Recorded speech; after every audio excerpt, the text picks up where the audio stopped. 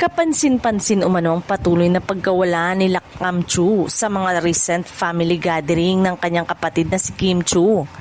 Dahil dito, muling napag-usapan ng mga ilang netizen kung tuluyan na nga bang naayos ang umano ang gusot sa pagitan ng magkapatid. May mga kumakalat na chika na hindi pa rin umano lubusang maayos ang relasyon ni Kim at Lakam. Kahit may usap-usapan na inurong na raw ng aktres ang reklamong isinampa sa kanyang eldest sister. Gayunpaman, wala pang direktang kumpirmasyon mula kay Kim tungkol sa tunay na estado ng kanilang relasyon ngayon. Sa recent na pagpunta ni Kim sa Zamboanga City, spotted ang aktres at ang TV host na masayang nakikipag-bonding sa ilan sa kanyang mga kapatid. Kasama rin umano sa kanilang bonding ang kanyang half-sister na si Trisha Chu.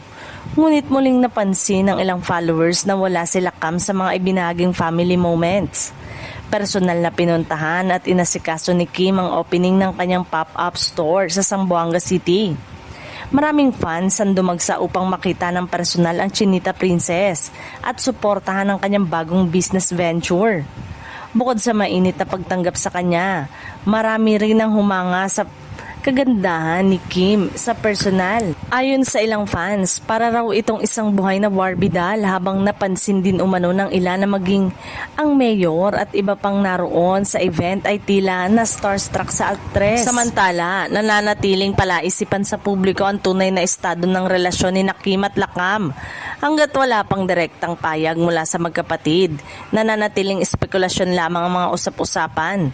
Habang umaasa naman ang kanilang supporters na darating ang panahon na tuluyan ng maayos ang anumang hindi pagkakaunawaan sa kanilang pamilya.